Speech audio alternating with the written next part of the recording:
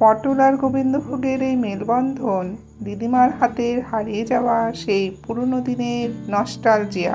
গোবিন্দভোগ চাল আর পটলের যুগলবন্দি মানে রান্নাঘরে ভরে ওঠা এক অপূর্ব সুগন্ধ। এমন সুস্বাদু পদ পাতে থাকলে আমিষ পদের কোনো প্রয়োজনই পড়ে না। দেরি না করে চলো শুরু করে দিই আজকের রেসিপি পটল পোলাও। নমস্কার বন্ধুরা, হরেক হরেক কম্বাতে তোমাদের স্বাগত। এখানে নেওয়া হয়েছে 10টা পটল আর 2টো আলু।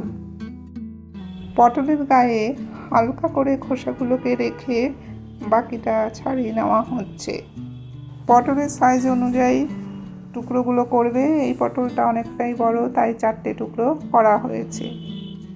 পটলগুলোর কাটা হয়ে গেছে, এবার আলু দুটোকে কেটে নিচ্ছে। একটা আলুকে মাঝখান দিয়ে কেটে এক একটা ভাগে কিন্তু 6টা করে টুকরো করা হয়েছে। তোমরা দেখতেই পেলে যে পটল এবং আলুগুলোকে কোন সাইজে কাটা হচ্ছে। কাটাকাটি কিন্তু হয়ে গেছে। এবার গোবিন্দভোগ চাল 1 কাপ নেওয়া হলো। এবার ধোয়াধাইগুলো সেরে নিচ্ছে। আমরা এখানে পটল পোলাও খাবো বলে চালটাকে বেশি নেওয়া হয়েছে। কাটাকাটি ধোয়াধাই কমপ্লিট। এবার চলো মূল পর্বে।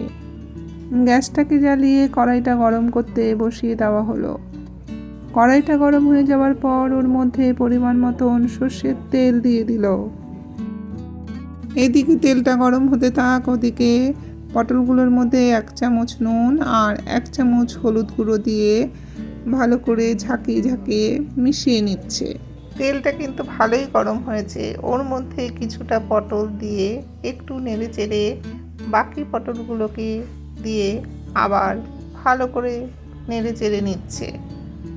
এদিকে পটলগুলো ভাজা হতে থাক, ওদিকে আলুগুলোকেও কিন্তু নুন আর হলুদ দিয়ে মেখে নিচ্ছে। পটলগুলো তাড়াতাড়ি যাতে সেদ্ধ হয়ে যায় তাই ওকে ঢেকে দেওয়া হলো।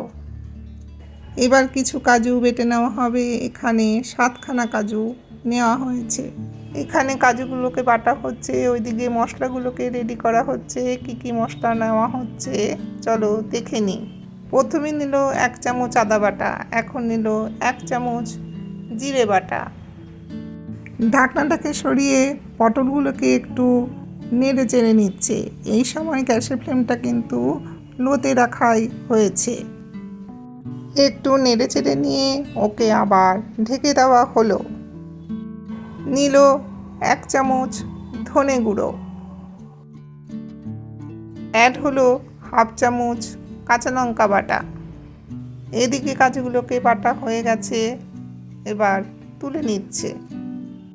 নিল 1 চামচ কাশ্মীরি লঙ্কার গুঁড়ো। এদিকে ঢাকনাটা সরিয়ে পটলগুলোকে আরেকবার নেড়ে চেড়ে নিচ্ছে। মশলাগুলোকে এক ঝলক দেখে নাও, যখন ব্যবহার করা হবে তখন আবার বলে দেওয়া হবে। আরেকটা কড়াইতে পটলগুলো ভাজা হচ্ছে। এদিকে আলুগুলোকে ভেজে নেওয়ার জন্য পরিমাণ মতন সর্ষের তেল দিয়ে দেওয়া হলো। আলুগুলোকে তেলের মধ্যে দিয়ে একটু নেড়ে চেড়ে নেওয়া হচ্ছে। ওদিকে পটলগুলো হয়ে এসেছে, এবার নামিয়ে নিতে হবে।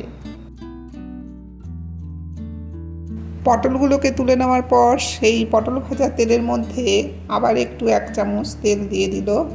ফোড়নের জন্য দিল 1 চামচ সাদা জিরে আর একটা শুকনো লঙ্কা, আর দিল 2টো তেজপাতা। এলাচগুলোকে একটু খুলে নিচ্ছে। এখানে নেওয়া হয়েছে 4টে এলাচ, ছোট 2 টুকরো দারচিনি আর একটা লবঙ্গ। ফোড়নটা দিয়ে দেওয়ার পর ওর মধ্যে দিয়ে দিচ্ছে গোবিন্দভোগ চাল।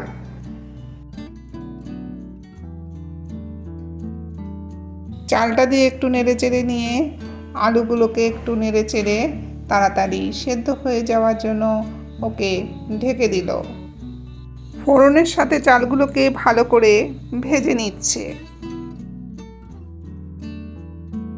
কাজু বাদাম বাটার মধ্যে সমস্ত মশলাগুলো দিয়ে দেওয়ার পর থালাটা ধুয়ে সেই জলটাও মশলাটার মধ্যে দিয়ে দিল। এবার সমস্ত মশলাগুলো একসঙ্গে মেখে সেই মশলাগুলোকে কড়াইতে দিয়ে দিল। মশলাটা দেওয়ার পর ওর মধ্যে সামান্য জল দিয়ে ধুয়ে সেই জলটাকে দিয়ে দেওয়া হলো। এবার মশলার সঙ্গে চালটাকে ভালো করে কষিয়ে নিতে হবে। কিছুক্ষণ কষিয়ে নেওয়ার পর আবারও ওর মধ্যে সামান্য জল দেওয়া হলো 1 চামচ নুন আর 1 চামচ হলুদ গুঁড়ো। এই উপকরণগুলো দিয়ে আবার একটু ভেজে নিয়ে ওর মধ্যে দিয়ে দিল 1 চামচ চিনি। ওদিকে আলুটা কতটা হয়েছে দেখার জন্য ঢাকনাটা সরিয়ে নিয়ে আবার ওকে একটু ভেজে নিচ্ছে।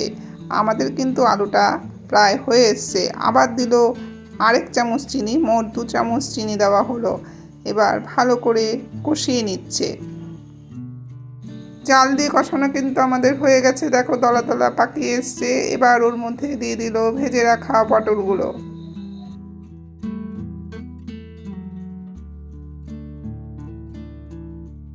পটলগুলো দিয়ে নেড়ে চেড়ে ওর মধ্যে দিয়ে দিল ভেজে রাখা আলুগুলো। এবার জল গরম করতে হবে, তার জন্য কড়াইতে আপাতত মোট 3.5 কাপ জল দেওয়া হলো, পরে দরকার পড়লে আরও দেওয়া হবে। আলুটা দেওয়ার পর সব শুদ্ধ আবার ভালো করে কষিয়ে নেওয়া হচ্ছে। এদিকে কিন্তু জলটা গরম হয়ে গেছে। যেই থালার মধ্যে পটল ভাজাটা রাখা হয়েছিল সেই থালার মধ্যে গরম জলটা দিয়ে ওই তেলটাকেও জলের মধ্যে নিয়ে নেওয়া হলো।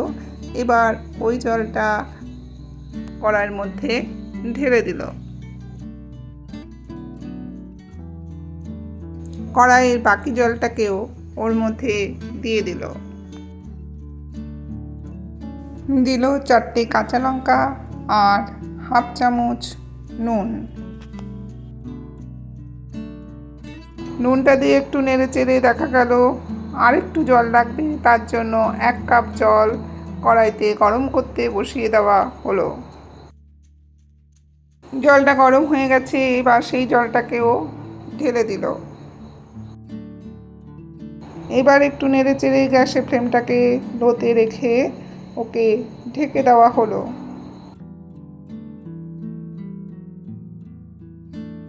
আমরা 5 মিনিট পর ফেরত এলাম। আমাদের পটল পোলাও কিন্তু প্রায় হয়ে এসেছে। এবার ওর মধ্যে দিয়ে দিল 1/2 চামচ গরম মশলা বাটা আর 1 চামচ ঘি। তোমাদের আমি আগেই বলেছি এই রান্নাটার একটা আলাদা সুগন্ধ আছে, তাতে পেট খালি খাবো খাবো করতে থাকে। ঘি আর গরম মশলা দিয়ে একটু নেড়ে চেড়ে টেস্ট করে দেখা গেল আর একটু মিষ্টি লাগবে, তার জন্য ওর মধ্যে 1/2 চামচ চিনি দেওয়া হলো। যে কোনো নিরামিষ রান্নায় একটু মিষ্টি মিষ্টি হলে ভালোই লাগে। চিনিটা দেওয়ার পর একটু নেড়ে চেড়ে গ্যাসটাকে অফ করে স্ট্যান্ডিং টাইম দেওয়ার জন্য ওকে ঢেকে দেওয়া হলো। কি যে সুন্দর গন্ধ বেরিয়েছে, দেখো দেখতেও কত সুন্দর হয়েছে। আমার মা এই রান্নাটা প্রায়ই করতো। এই পদটা একবার খেলে বারবার করে খেতে ইচ্ছা করবে। একবার করে খেলে কিন্তু মন ভরবে না। যে কোনো নিরামিষ দিনে এই পদটা পাতে থাকলে মাছ মাংস যাবে ভুলে। এই পদটা দিয়ে ভাত রুটি পরোটা সবার সঙ্গে তো খাওয়া যাবে, আবার শুধু শুধু খেতেও কিন্তু দারুণ লাগে। এবার একটু বাটি করে নিয়ে বসি, তোমরাও নিয়ে খেতে থাকো। রেসিপিটা কেমন লাগলো কমেন্টে জানিও। ভালো লাগলে লাইক শেয়ার করার অনুরোধ রইল। তোমরা সবাই ভালো থেকো, সুস্থ থেকো। আবার দেখা হচ্ছে অন্য এক নতুন ভিডিওতে।